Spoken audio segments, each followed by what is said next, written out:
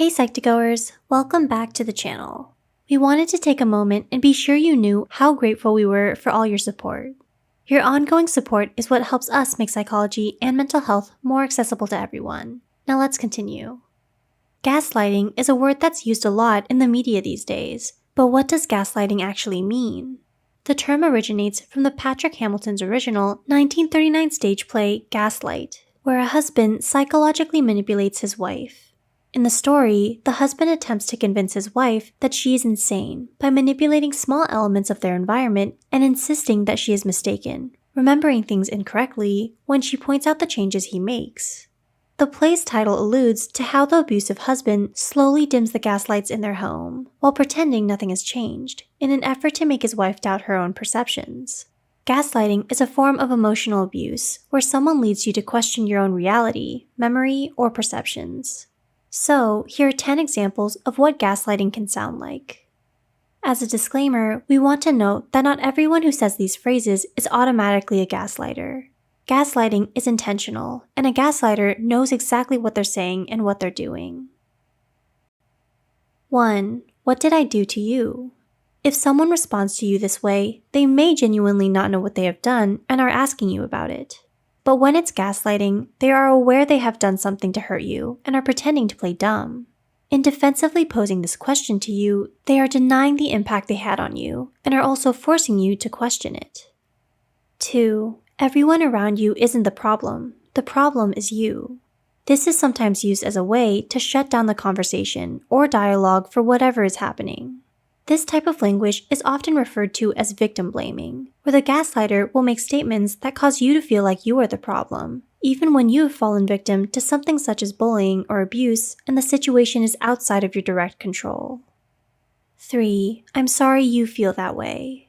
When someone's hurt you and they say something like this, then it is not a true apology. Instead, it's a way to make you feel like you are the problem. They say that they're sorry that you feel the way you do, rather than apologizing for what they've done or how they made you feel. 4. I don't remember saying that. I think you made that up. This is the go-to phrase that a gaslighter will use to intentionally get you to question your experience, behavior, and thoughts in order to take the focus off of them.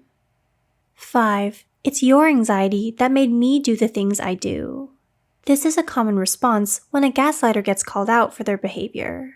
They use this as a reason to justify their own negative behavior when in fact, they should take responsibility for their own actions instead of choosing to blame you. 6. You need help. This term is used to imply that you are the problem and that you need to address your issues rather than them having to work through their own issues.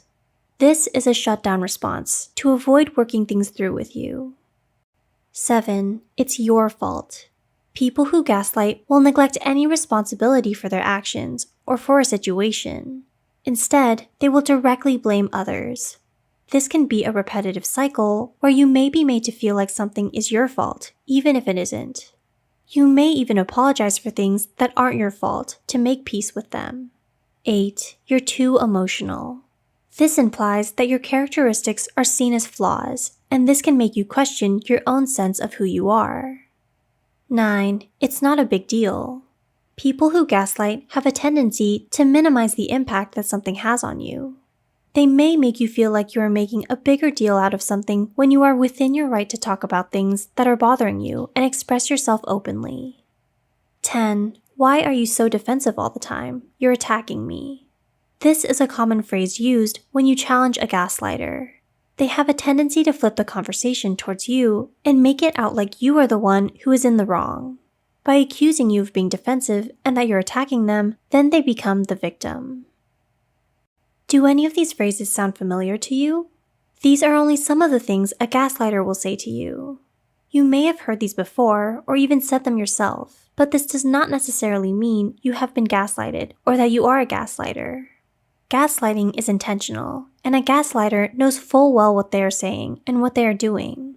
We encourage you to seek help or guidance if you suspect that gaslighting has played a role in your life. Please like and share this video if it helped you and you think it can help someone else too. The studies and references used are listed in the description below. Don't forget to hit the subscribe button and notification bell icon for more Psych2Go videos. Thank you for watching. We'll see you next time.